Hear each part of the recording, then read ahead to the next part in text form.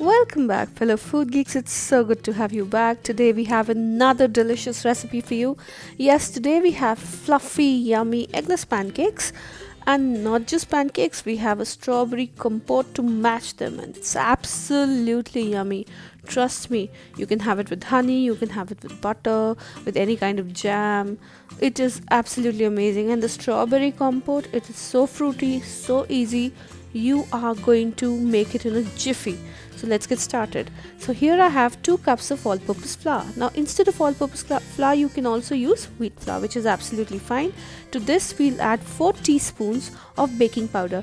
Yes, you heard me right, 4 teaspoons of baking powder. Please do not confuse it with baking soda. It has to be baking powder.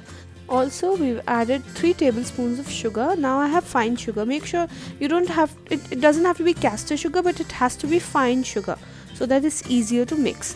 Now we're also going to add a quarter of a teaspoon of salt. Any kind of salt is fine. We'll give it a quick mix so our dry ingredients are ready. To this we are going to add our wet ingredients, which is basically 1 cup of milk, to which I've added the juice of half a lemon, and along with that we are going to need more milk later, but right now we just need 1 cup with a little bit of lemon juice or lime juice and a quarter cup of oil. Don't add olive oil because it has a very peculiar taste, but any other oil would do. So we're mixing the wet into the dry ingredients, and now additionally we need another cup of milk.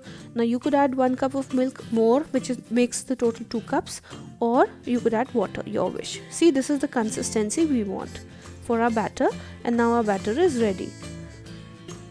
You could use oat milk or rice milk or almond milk, any other milk also, if you want to make it vegan. So now I've taken it to my griddle, my pan, and this is heated up really well. I'm just adding a few drops of oil to it and just wiping them off. So I'm now adding batter to the skillet or the tawa, whatever you're using. I'm making small ones because I prefer them this way. You could have big ones too. They're basically easy to turn. That's why I'm making slightly smaller ones, and 4 can fit it at one go. So quick cooking. So when they start bubbling a little bit, you'll see bubbles coming up, and then that is the time to flip them over. In case you're using a non-stick, you do not need any oil, but in case you're using a cast iron or any other skillet, you might need slightly more oil. Or you can cook them in butter too, which is very flavorful. Entirely up to you. And now I'm going to serve these with the strawberry compote, and to make the compote we will have to go into a flashback. So I'm just going to remove them and make all of my pancakes the same way. And the way I serve them, I'm just going to show you the way I serve them. So I sandwich a little bit of compote between each pancake and then place the next one on top.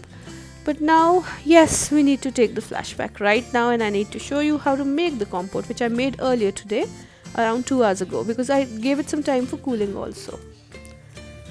So we started with around 500 grams or around a pound of strawberries. We washed them really well, and then after washing I cut them up into small little pieces.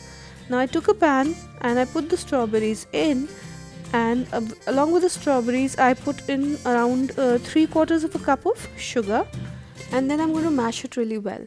As I'm mashing it, it is on the stove, and you'll realize that it's going to release a lot of water. Imagine I've only put in 2 ingredients, strawberries and sugar. That's it.